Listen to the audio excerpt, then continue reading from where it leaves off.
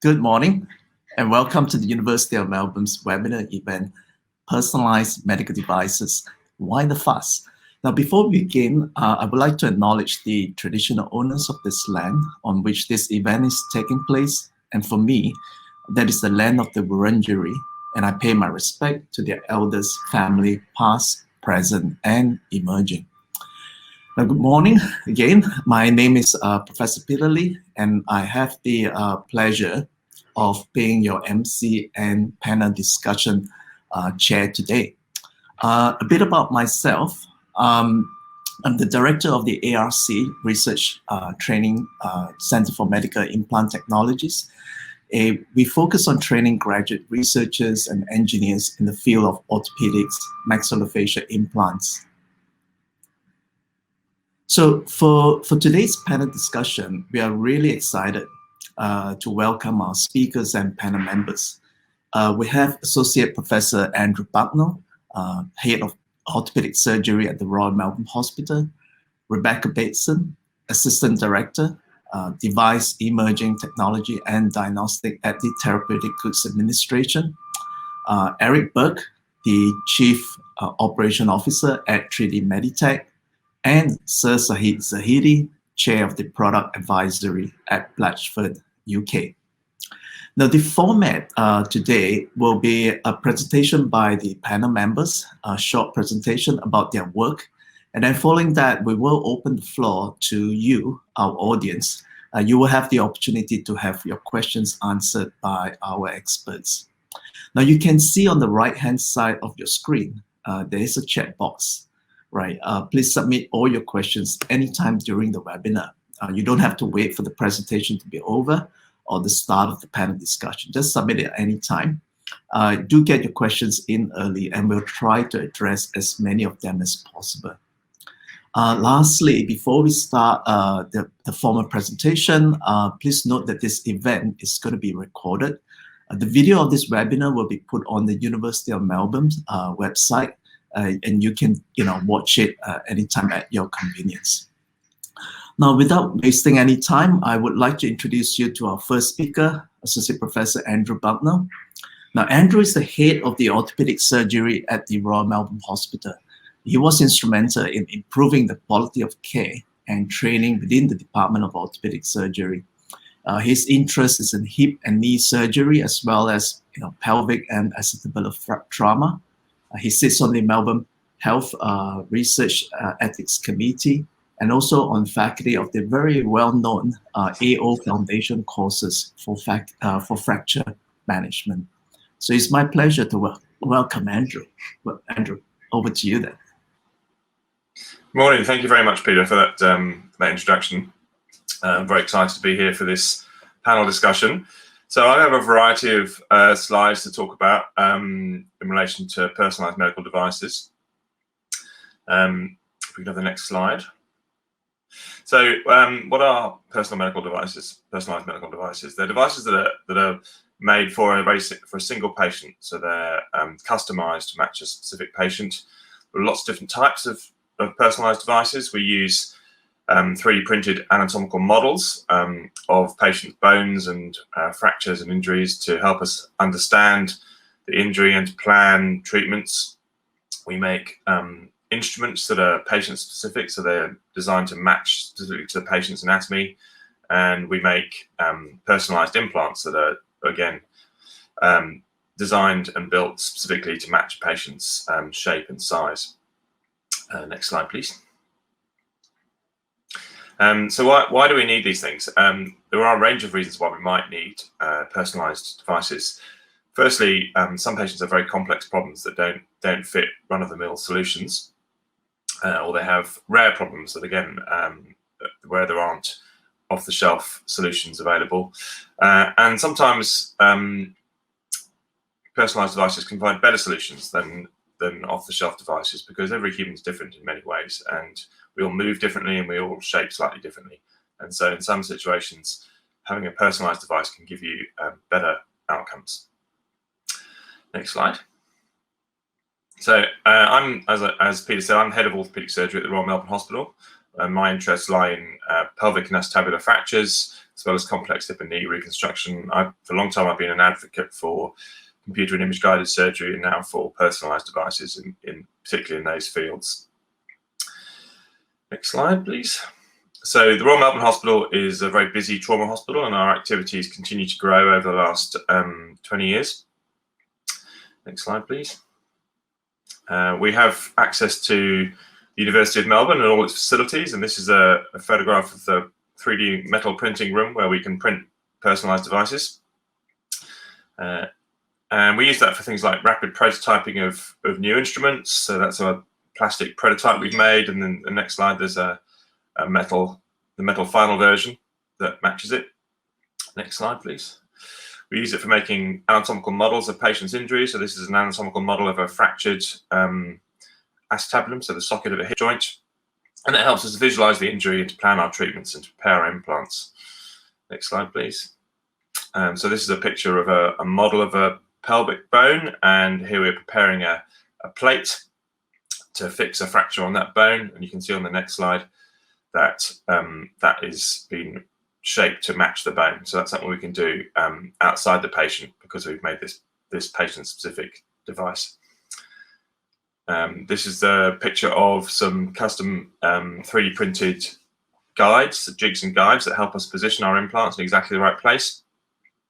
We either use them to guide a saw or to using laser pointers to guide the position of the implants. And that's more accurate and more personalized positioning of the implants than we would do with conventional means. Next slide. Yeah, here we have a patient who's got a big hole in their pelvis where there should be a hip joint, which is a very difficult problem to solve with conventional devices. And so with that problem, we can make the 3D model of the pelvis, and then we can design a personalized implant to fill that hole. And you can see that on the next slide. There you go, personalized device to fill the hole in the pelvis, and that gives us lots of fixation options and things that we can't do with off-the-shelf products. And here we have a model of a complex fracture through a hip joint, and again a personalized plate which has been built specifically for that patient. It allows us to visualize the injury, plan the surgery, and to make patient-specific implants. So next, and there's a 3D print of that prototype of a couple of plates for fixing these fractures. Next slide. Yeah, and then there's a metal print of the same plate designed to match that fracture. Thank you. All right, thanks, Andrew. Thanks for the very nice quick presentation. I would like to welcome Rebecca Bateson for a presentation now. So Rebecca is the Assistant Director of the Device Emerging Technology and Diagnostics section at the Therapeutic Goods Administration. So she's the project lead on the very recent regulatory reforms known as the Personalised Medical Device Framework in Australia. Her work has included developing legislative instruments and guidance for stakeholders. And in 2016, she was awarded the Department's Australia Day Award for Service and Recognition and a commitment to stakeholder engagement. Let's welcome Rebecca.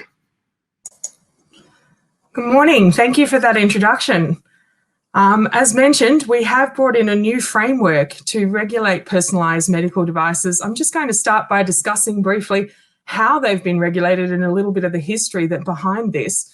Originally in 2002, when we did bring in the medical device regulations, custom-made medical devices were exempt from inclusion in the Australian Register of Therapeutic Goods before they could be supplied. There were still regulatory obligations attached to them, but they didn't need to go through an independent conformity assessment process or any of the other responsibilities in terms of including them in the register. That's because traditionally they were low risk and generally they were being manufactured by trained and accredited professionals.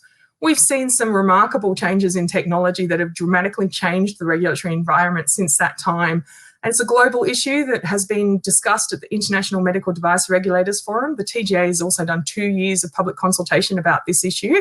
And on the 25th of February, a new framework commenced. It was agreed to by government to address these new technologies, meet public expectations about how we'll regulate and provide appropriate regulatory oversight. So this is a little bit of a view of what's happened, how the framework has changed. You can see that custom-made medical devices has dramatically reduced in size as a result of the new definitions that we've brought in, and there are new requirements. So we now have patient-matched medical devices, that's a new definition, and we have a new concept that's called a medical device production system. And collectively, these changes are designed to future-proof our Australian medical device regulatory environment. We're going to talk on the next slide about medical device production systems because I think this is a really exciting concept, and I think that this is one of the coolest things that we've done to address the way that things have changed. Medical device production systems are end-to-end systems, including the scanning equipment, manufacturing equipment, the designs, the raw materials that go into producing a patient-matched medical device. And this facility is intended to facilitate the manufacture of patient-matched medical devices within healthcare facilities. You just saw some of the cool things that Andrew's doing with University of Melbourne. These systems are going to help to facilitate that kind of activity. Next slide, please.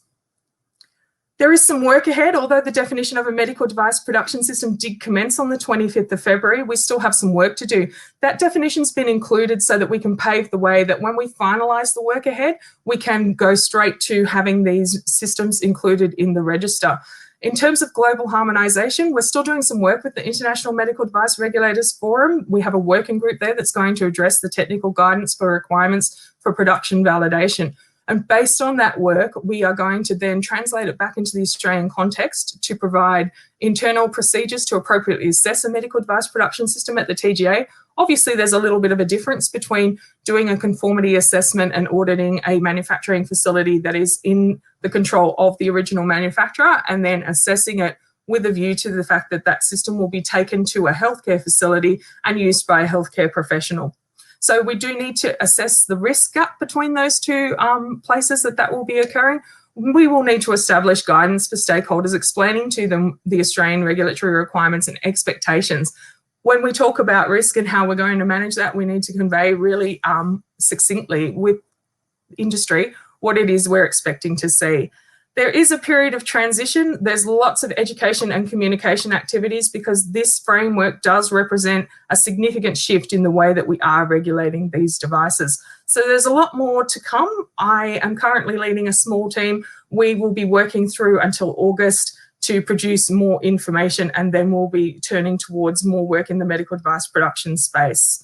So that's a bit of an overview of the framework. That's how we are planning to help shape the future of Australia's medical device regulatory environment.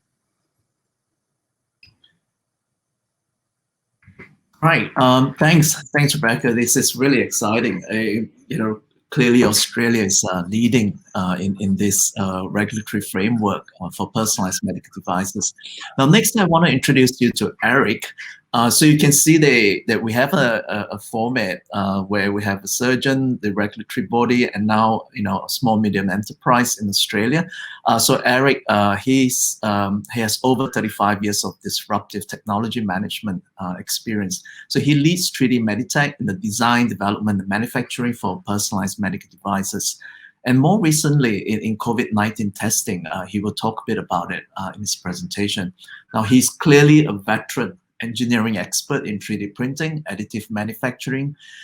He is also the inventor of the most recent COVID-19 3D printed nasal and saliva swabs devices. Eric, please take over. Good morning, everybody. Peter, thanks for the kind introduction. Here at 3D MedTech, we're very pleased to be a part of CMET and part of today's panel. I thought I would just take a few minutes to run the group through what 3D MedTech is doing in the area of personalized medical devices. So next slide, please. 3D MedTech was founded on the basis of bringing personalized medical device manufacturing at scale to Australia and the region. And we're basically pursuing a scan to print model. And you can see from some of Andrew's slides that anatomical data acquisition and then treatment planning and then 3D printing are all keys to the personalized medical device loop.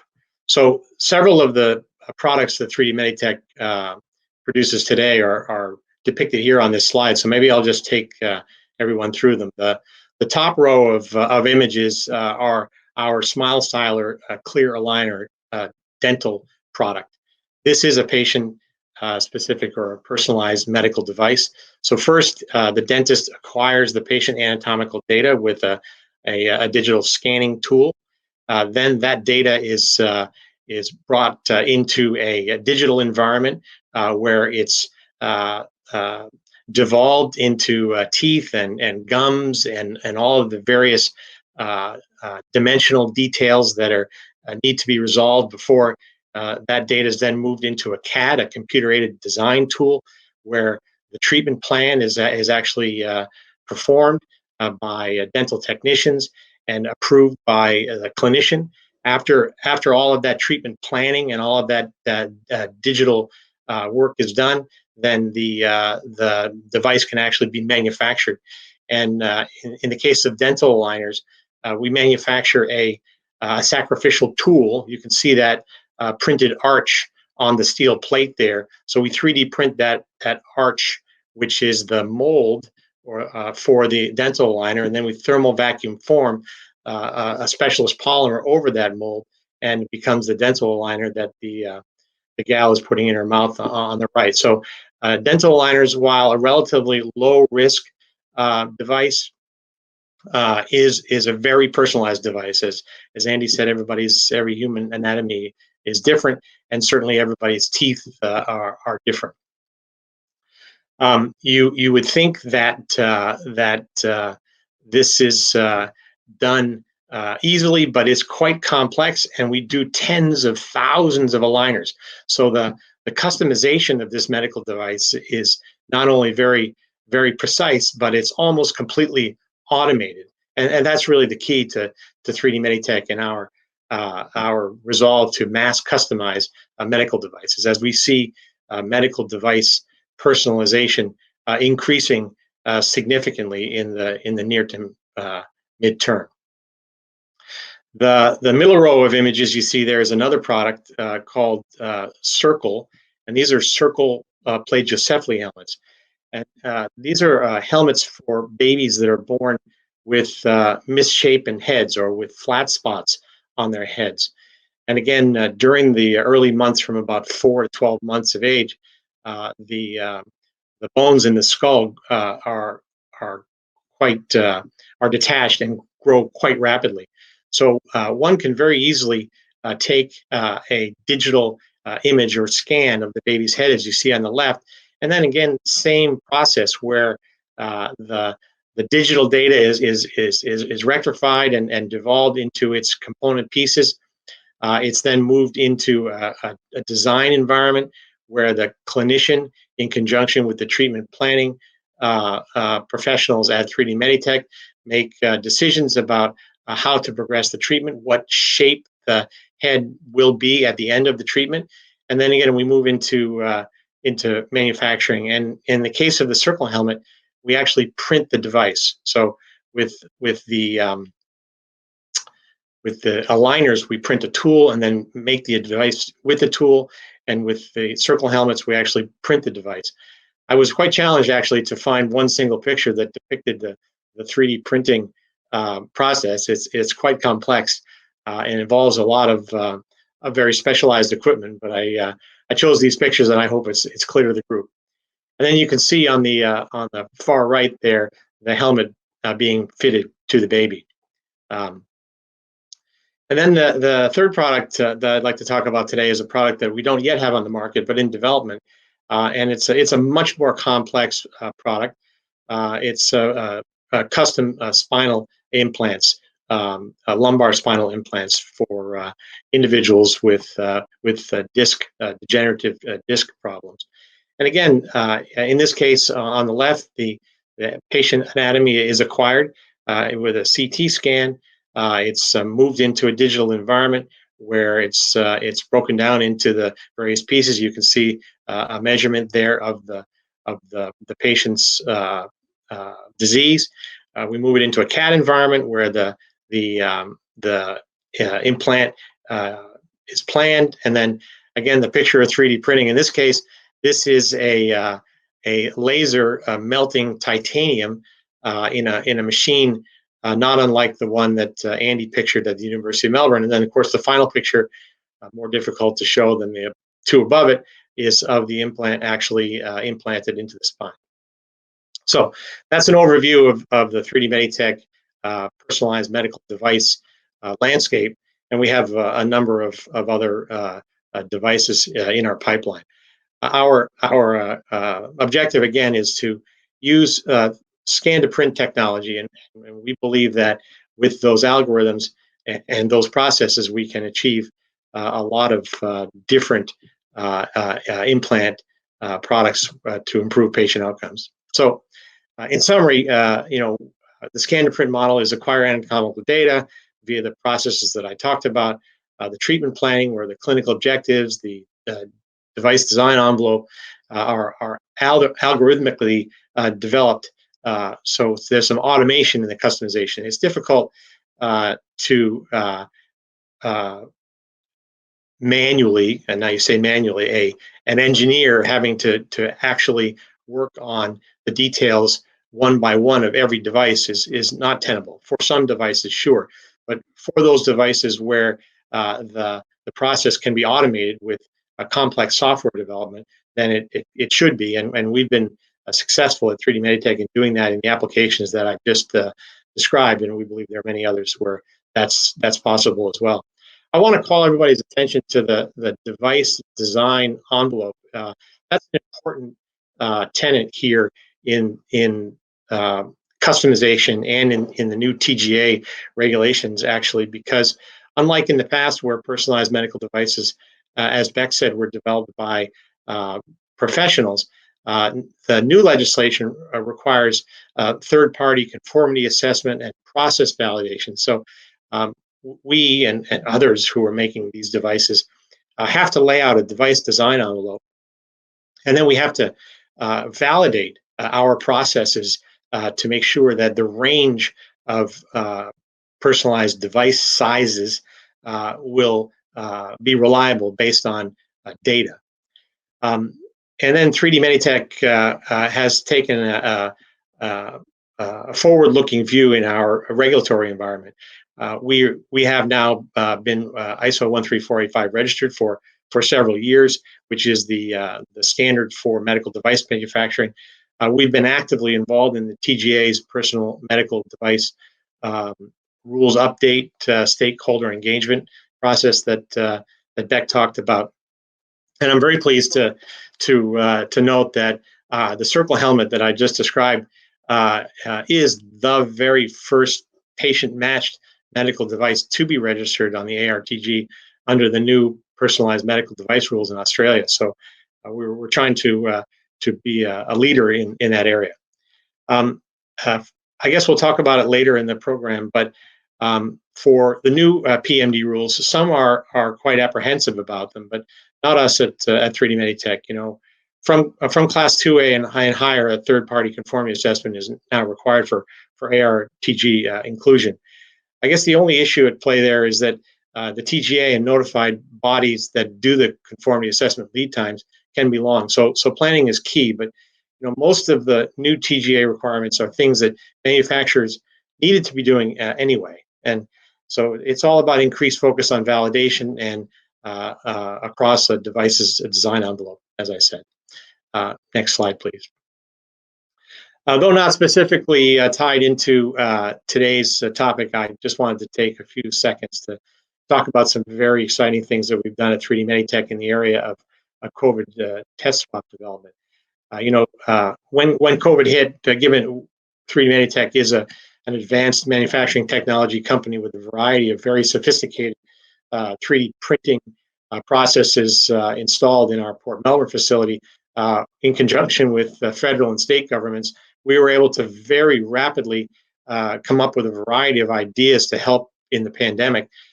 We engaged University of Melbourne and the Doherty Institute to collaborate on some swabs for testing, and we were able to rapidly achieve regulatory registration and approval and begin supplying to the national stockpile in state health departments. So as of today, we've produced over 1.5 million test swabs and test kits, and they're all made in Australia. So this is really a sovereign manufacturing success story so that Australians don't need to rely on manufacturers outside of the country.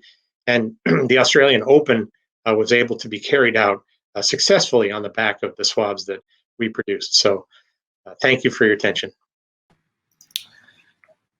All right, thanks, Eric. Right, we certainly have lots to discuss in the next half hour or so during the panel discussion. But before that, we are really delighted to have Professor Sir Zahid Zahidi. He's the chair of the product advisory in Blatchford, UK. So Blatchford is an innovative global company developing orthopedic products. So Zahid has over 40 years of experience in the field of prosthetics. He was the inventor of the world's first fully integrated prosthetic limb system. He was responsible for commercializing the first intelligent prosthesis. Every time we talk about the intelligent prosthesis, it's all linked to his name now. So in 2018, he was made Knight of the Bachelor of the British Empire for his outstanding services to innovation and engineering in the field of rehabilitation. He's a multi-award winning author, inventor of 60 patents. So he will bring the international flavor and of course, UK climate, current climate around personalized devices. So let's welcome Zahid.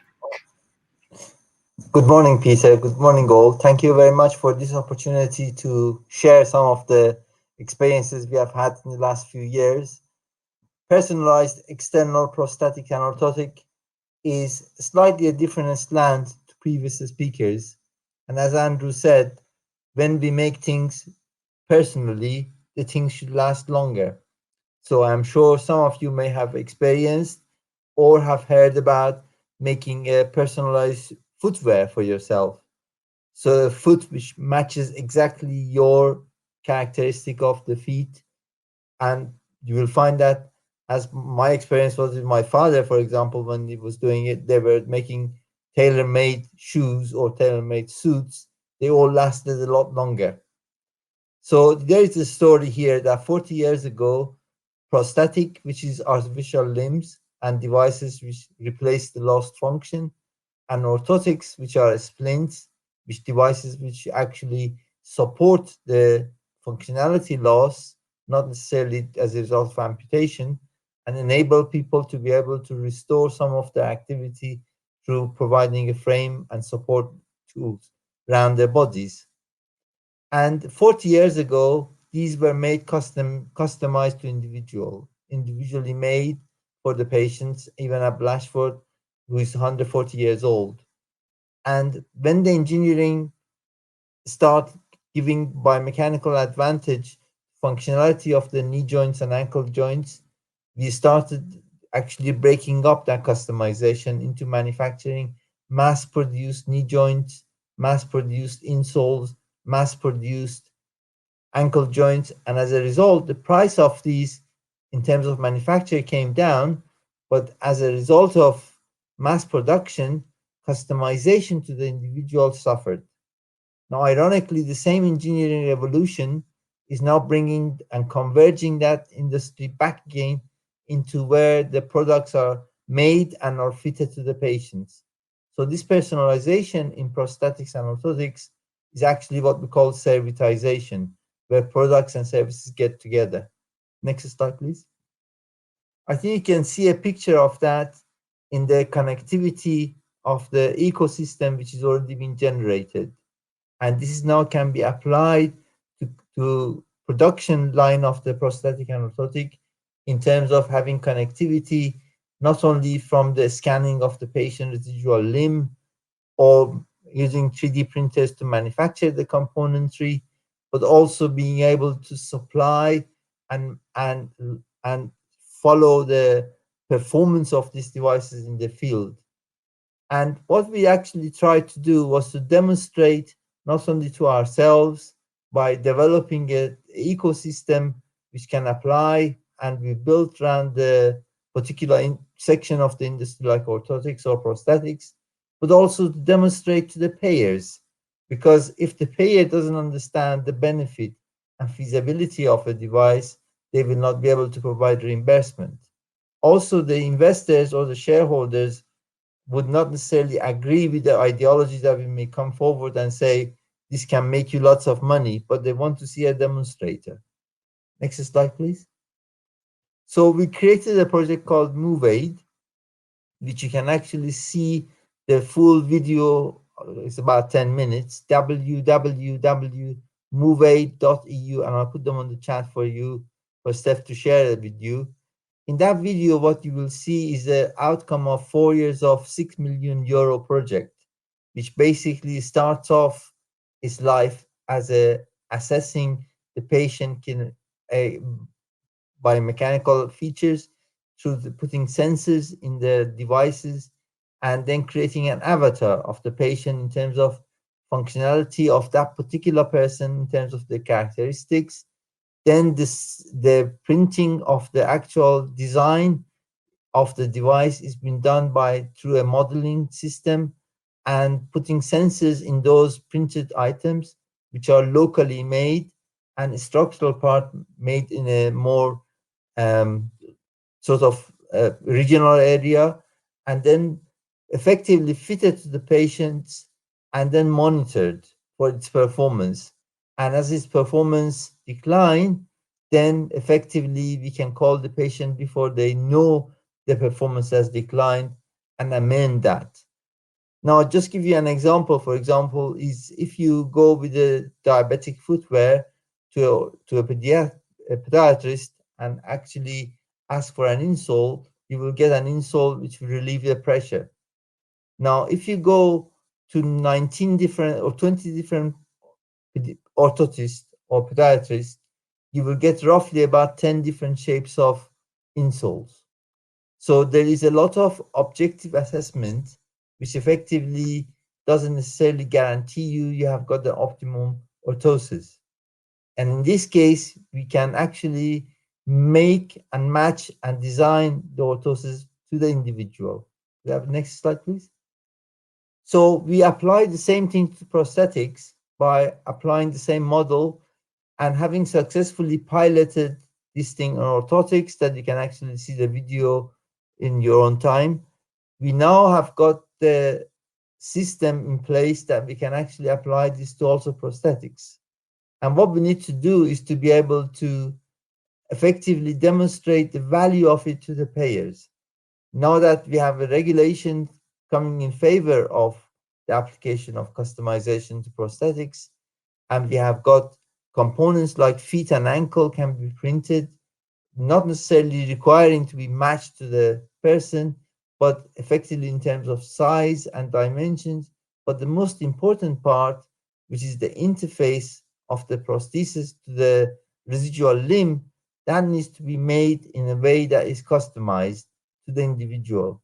And that capability allowing us to have a more longer lasting devices, rather than average of 1 year of needing adjustment, you could have 2 or 3 years life without any adjustment, which means a positive saving for the payers. Now, in order to prove that we have proven technology, we have to now prove the efficacy of the cost saving that it will bring through this personalization. And that's the next challenge that we have to overcome. Thank you very much. Thanks, Zahid. Thanks for the really good presentation from our panel members.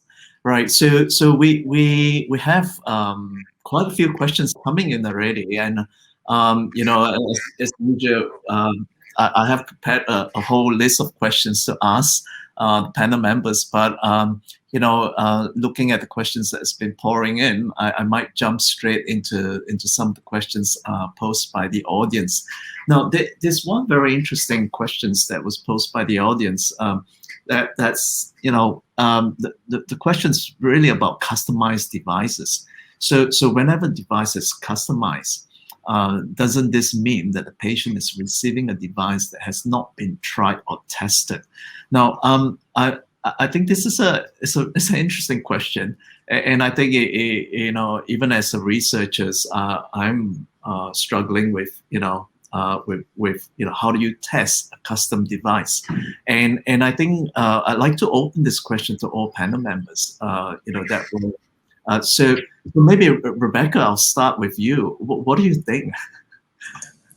I think that it's important to recognize, this is what I was talking about, the rise of technology. So there's a couple of things that underpin the foundation of how you know that a personalized or a customized medical device is going to perform. First of all, there's existing clinical data that usually establishes the parameters around your design envelope. You know how thick you can go, you know how long it can be, and the clinical data supports the concept that anything within those parameters is going to be safe and fit for its intended purpose. But I think the use of software is also something that needs to be acknowledged. So we've recently put up some guidance about how we regulate software, because we recognize it's becoming more a part of manufacturing processes and clinical processes.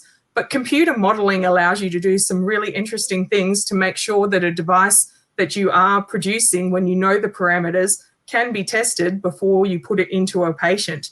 So I don't think that it hasn't received that validation at all. And these are the kinds of concepts that we're talking about in the International Medical Device Regulators Forum, is what technology is there available? How do you support that a customized or a personalized medical device is still safe?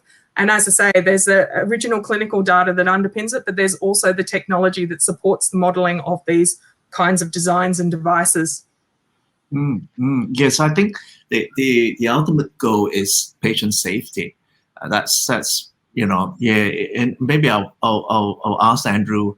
I'll throw you a curveball, Andrew. do you treat, like, if you receive a personalized device and if you receive an off-the-shelf device, do you treat them differently when you put it in the patient? Well, they're usually used in different circumstances. So we wouldn't.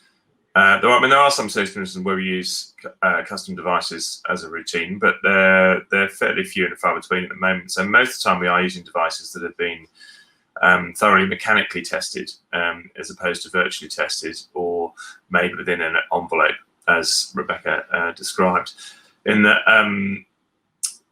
most of our devices, particularly if you look at things like a hip replacement, even if you make a custom implant to fill a particular defect in the bone or something like that, there might be a custom shape, but many of the components of that have been thoroughly tested. So the bearing that's used for the hip replacement or the locking mechanism that goes into the hip replacement are things that are used in off-the-shelf products, and so they're things that have been thoroughly tested in other environments. And so what we're really doing is we're customizing the shape of the outside of the implant to match the patient, and again, we do that within specific envelopes. So we'll use a minimum thickness of plate, and we'll make sure that the interaction between the plate and the fixation devices, such as the screws and that sort of thing, meet a certain standard. And then we have to work with what bone the patient has to fix the implant to, and there aren't ways that we can test it on a matching bone, because of course that patient's completely unique. But we can test many components of the device, and we can use theory to keep us within certain parameters, that being that the device should be well suited and strong enough. Thanks. Well, I've got questions for Eric and Sahid. You bring from industry, right? You see how the clinicians' needs and the patient needs evolve over the years. Do you see the industry being able to meet these needs, or are we playing catching up? Just very broad general questions, but like to maybe Sahid, I'll start with you. I think this is the area that we can be competitive to our competition and sell more if we can understand the needs of the clinicians, the depth of it. And I think in our case, in case of prosthetics, clinicians would like to move into science to be able to make residual limb interface to the prosthesis, which is what we call the socket. The same way orthotists would like science to be able to get repeatable manufacture of the components that they make for its functionality. So there is a little bit of black art has left in our industry, which this science can and personalization can solve. And I think we are now getting closer to the level that we get design tools like devised by anybody based on mechanical characteristic to actually do most of the design of the socket or insole or AFOs.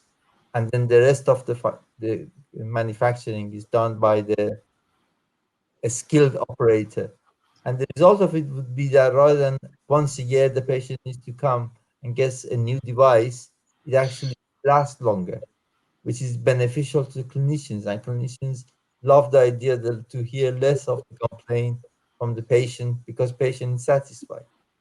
And I think in time, very soon, especially with COVID, this got really accelerated as people couldn't come and clinicians do see their patients suffering. And if you can actually reduce that and increase the length and longevity of the product, that would be a real gain. Mm-hmm. Yeah, I think Eric, you got that very interesting experience responding to immediate needs, especially with COVID-19 testing. Yeah, maybe you have some insights into how industry is responding to the needs of clinicians and patients. Well, I think it's a very exciting time in the personalized medical device space on the back of the leaps forward in technology. And, medicine and technology aren't always moving at the same rate. And for those of us in industry, we're working hard to make the technological advances in 3D scanning and 3D printing and in software tools for computational validation. And we're working to make those more accessible and easier to use. I think there's a wide range of risk tolerance in the clinical arena, and we're pleased to be working with some clinicians who are very interested in finding ways to streamline this whole scan to print automation or semi-automation in the personalization space. So here in Australia, there aren't as many companies who are sort of organizing themselves around this technology. There are for sure a handful of large international companies that are leading the way, but we here at 3D MedTech believe that we've got all of the assets around us to do many of these things in a world-class way right here in Australia, and that's what we're doing. Right. Yeah. Thanks. Now I'll look at some very specific questions around reimbursement. So this will be very much the Australian context. What is the current state of affairs regarding potential reimbursement being included in prosthesis list for personalized implants? Feel free to jump in. This is a question probably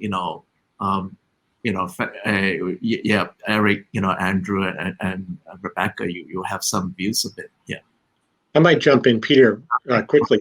The new PMD rules that the TGA has implemented, deliver an important thing in the reimbursement theater, and that's getting devices put on the ARTG. You saw that Beck had that chart where the pie chart of custom made was getting much smaller, and many patient matched devices will now be included on the ARTG and will be required to be included in the ARTG. And having a device on the register is a key element of a successful reimbursement loop. So for manufacturers of devices, and I guess for clinicians and hospitals, using devices that are ARTG listed is important, and some in the industry are looking at the TGA's uptick in regulatory hygiene as a problem, whereas on the flip side of it, requiring more devices to be put on the ARTG opens the door to greater opportunity to receive reimbursement. So it's really it's not they're not working against us. They're helping us in a way in that regard. Rebecca, I have to ask you this question. I think that Eric's right. One of the big advantages of the new medical devices framework is that the majority of custom-made medical devices will transition to ARTG inclusion. And ARTG inclusion is the foundation and the basis for pathways of reimbursement, not just with the prostheses list, but in other areas as well. So we are having those discussions with the prostheses list and with private health insurance to make sure that these kinds of changes are going to support increased and improved pathways to reimbursement, because that is really important. I think that it's important to recognise the fact that the regulatory environment is changing because the healthcare environment is changing. We've talked a lot this morning about the fact that personalised medical devices can provide better patient outcomes, and we're expecting to see an increase in those kinds of devices being used into the future. So I think that, you know, it's early stages. The framework commenced on the 25th of February, but the important concepts of pulling these devices into the ARTG are intended to make this process easier into the future, so that we can see a more streamlined process for getting these dedicated devices and these individualised devices to patients without slowing down any of the process there. Thanks. Now, there's a few more technical questions that pop up, and I think one of them I can see a few of the audience are interested in trying to understand, you know, the advantage of personalized medical devices, especially with regards to, you know, time frame. Does it mean that, you know, patients receiving personalized devices will, you know, you get longer delay? Yeah. Perhaps, Andrew, you have used personalized devices for your patients. You want to comment on that? Yes, I have, and the delay to getting the treatment, the device can be relevant in some circumstances. So if you have a patient with a long-standing problem in their hip joint, and you're planning a complicated operation to reconstruct that, and you need a customized device, you may have to wait a month for the device to be ready to be used, and that process includes the design process, which is often the most time-consuming part, so the liaison between the engineer and the surgeon. We hope that in the future, or in the near future, and we're working on this at the moment, that we'll be able to provide customized devices for other applications like acute fractures within a time frame of around 72 hours, which is ambitious at the moment, you know, particularly with the fact that a lot of the companies who aspire to provide this are based overseas, and so there are time zone delays and other problems associated with that cause big delays in the design process. But the delay is not such that it would impact, because most of our patients are waiting longer than that for surgery anyway, that it would impact on clinical timeframes. Well, what about costs? Do you see this being a huge obstacle, or maybe even an advantage for personalized devices? Well, so that's an interesting thing. So I've been using personalized devices for nearly 20 years, probably. We had a program where we were making custom hip replacements for patients, you know, in the early 2000s.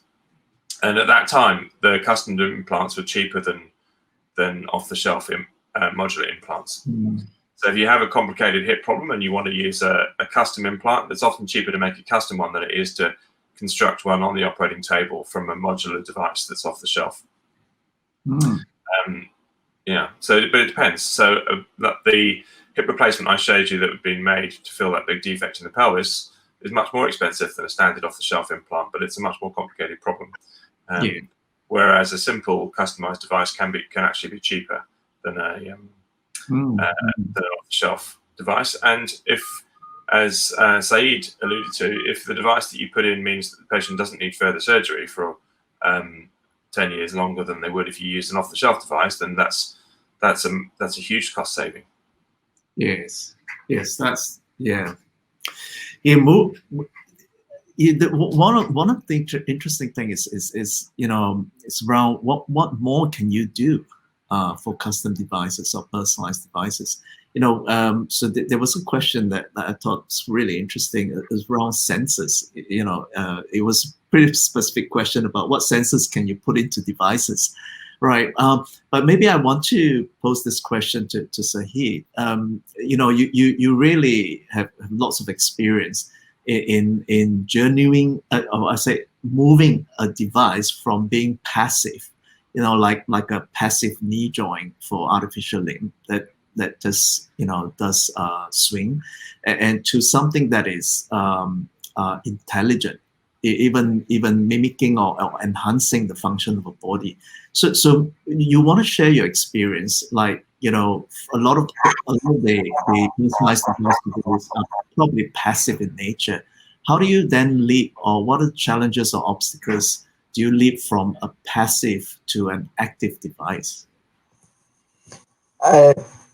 Is one major challenge we faced a few years ago was about making an ankle joint, because most of the power which could be applied for increased activity or lost function comes from the ankle.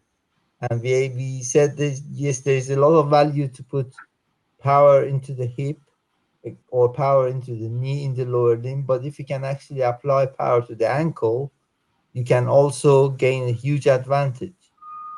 It was the size of the ankle, physical size envelope for the ankle is very, very small. And also, if you have a mass at the end of the prosthesis, you have a pendulum effect. So here you have the challenge that you can apply power, whether it's a motor or hydraulic power, and you have to have a pump, an actuator, as well as all sorts of devices that you need to be able to activate a powered device. And when the additive manufacturer, which we worked with a company called Move in the US, and we developed a technology that we can use AM technology for not only designing the complete part, because what you were able to do was to integrate the pump, the switch, the gear pump, as well as the functionality of the damping characteristic you want to apply for the ankle. When you join them all together and print them under one umbrella, you also gain from the loss of power, which you go from switch to a pump. And that in engineering terms, we gain by about 9 folds in terms of increased efficiency. And we gain about 7-fold in terms of the weight and 5-fold in terms of the size. Unless we would have not achieved those, it would have been an impossible task to produce anatomically acceptable for majority of the patients with different sizes, a powered device.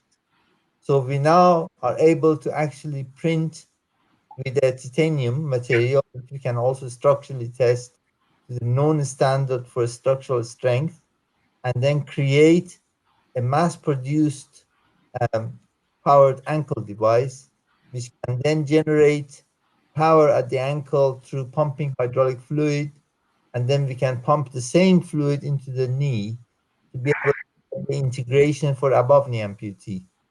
So it is possible to use technology of AM in that manner, but also for the customization, we use the 3D printed adjustable socket, for example, where we put shear sensors as well as compression sensors printed on the surface of the internal part of the interface.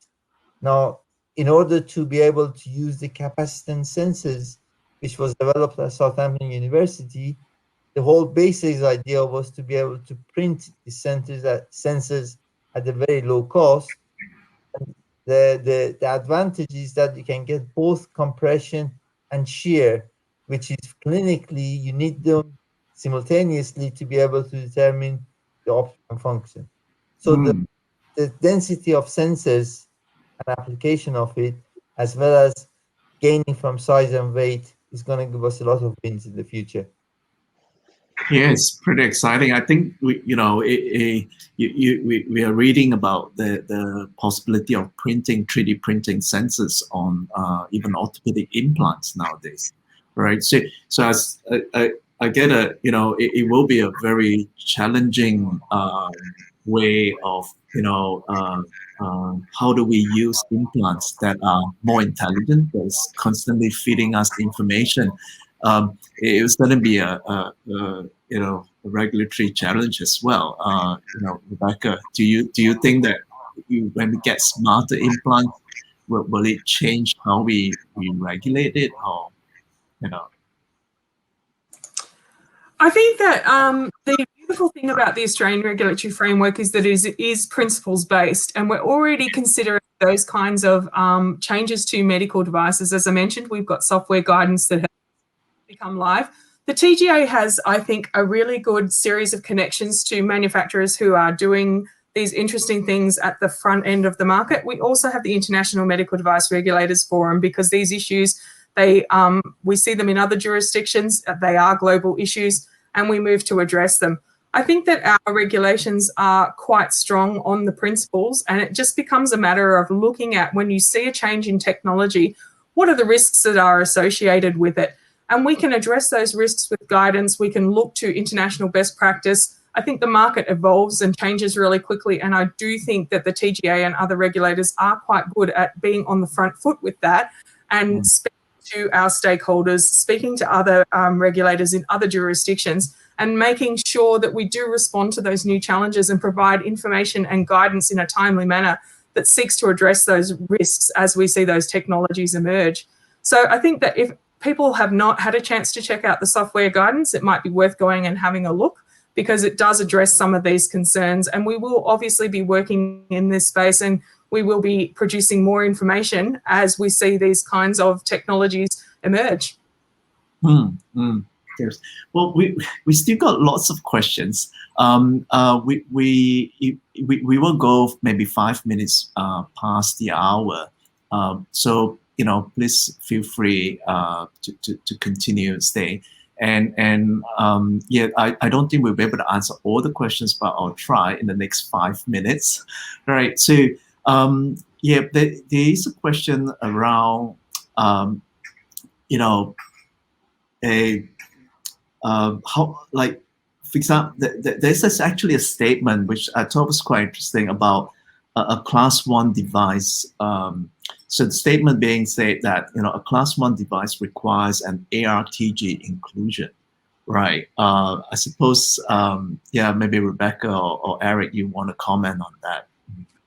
Yeah, I think that what that's referring to is that I mentioned conformity assessment is from independent body over class 1. So class 1 is a self-declaration at the moment of conformity. Anything other than class 1 non-sterile non-measuring requires that independent conformity assessment. But you are correct, all medical devices do require inclusion in the ARTG unless they are exempt or excluded underneath an exclusion order or similar. Okay.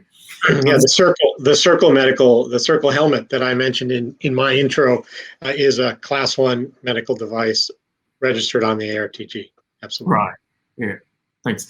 There's another question for Eric about the helmets, the circle helmets. Is there a minimum number of the type of devices, like annually? How many do you make, and does that make production like a company, of your size feasible?